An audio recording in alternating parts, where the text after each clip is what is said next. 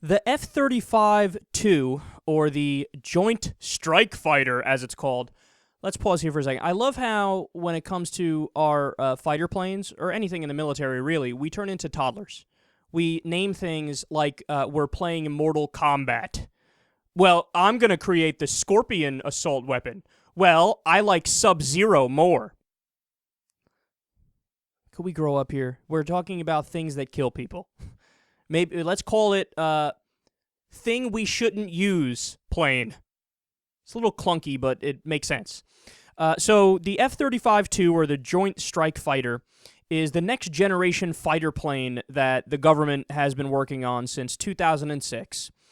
Well, it's supposed to have its big debut at the International Airshow in the United Kingdom, and at the very last minute, they had to cancel. Now, why is that? Quote, they're 7 years behind schedule, and the plane doesn't work. Whoops. How does that happen? How do you get 7 years behind schedule? I mean, how is that even theoretically possible? I don't understand being 7 years behind on anything. Never mind, it's just flat out not working. What does that even mean? Yeah, we couldn't get the plane off the ground. Is that what you mean? That's a pretty epic fail if you ask me. So how much money has been spent on it so far? $398.6 billion.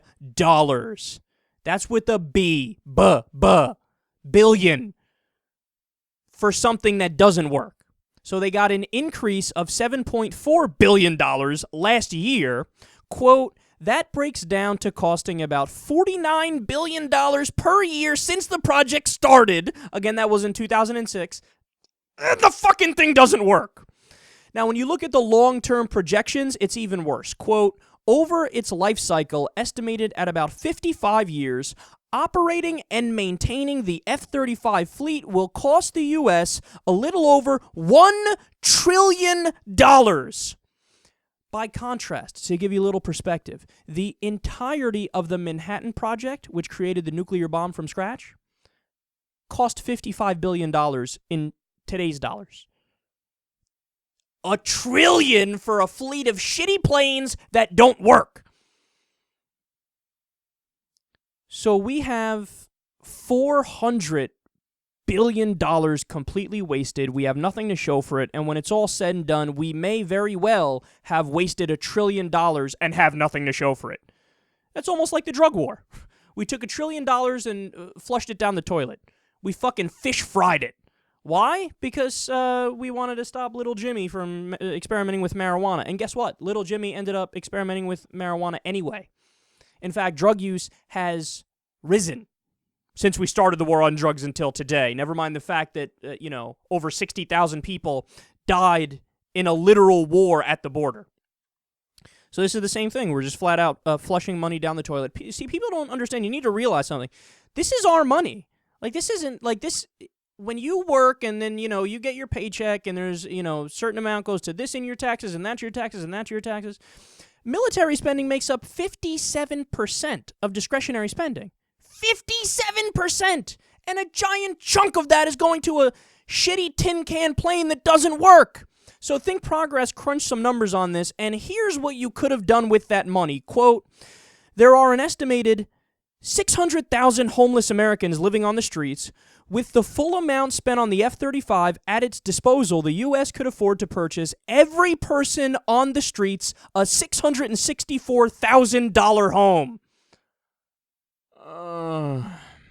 Every homeless person in the country could have gotten a $664,000 home, an upper middle class home. It's in some places a mansion, in some places $664,000 buys you a mansion. Every homeless person. I'm going to say it again. Every homeless person. This is why people get so angry at our government. Because they do stupid shit. That's just fucking stupid. I get it. It's corruption, right? The companies that make the plane pay the politicians, then the politicians give unnecessary contracts to the company that fucks up building the plane, and $1 trillion later we're sitting there scratching our fucking heads, right? But they don't understand that has real-world consequences. The same time that's going on, there's a lot of people that don't have health care. Medicaid isn't expanded fully. There's homeless people. There's kids starving. Have you ever been to Detroit? The extreme poverty that's going on over there. But they don't connect the dots. They don't go, oh, this is fucked up. All these resources can be going to that, but we're spending it on something that doesn't work. They don't look at it like that. They don't look at it like that because it's business as usual. So nobody's being objective. Nobody's taking a couple steps back and evaluating the situation. Let me give you some more of what you could have bought. You could also unilaterally fund every humanitarian crisis in the world or feed every single school child for a decade. You think our priorities are fucked up? Don't ever let anybody tell you, man, I'm sure I'd be in favor of Medicare for all, but we just can't afford it. Yeah, man, I would let these immigrant children in and make sure they have a roof over their head and some food in their stomach. But we can't do it. We don't have the money. We got to turn them around and send them back to El Salvador or to die in the middle of the desert in Mexico. We got to do it. We just have to do it. Don't let anybody ever tell you we can't have universal health care. Don't let anybody ever tell you we can't have universal education.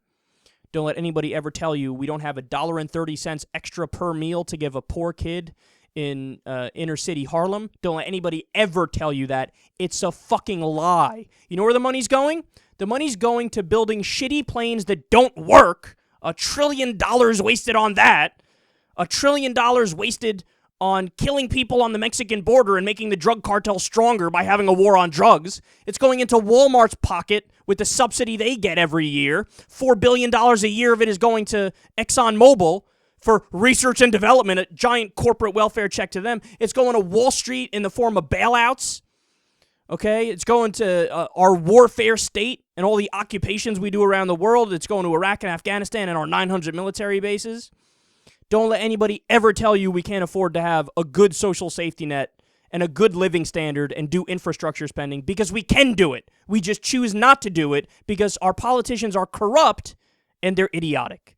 And also let me mention, what the fuck why do we even need that? The planes we have now aren't good enough.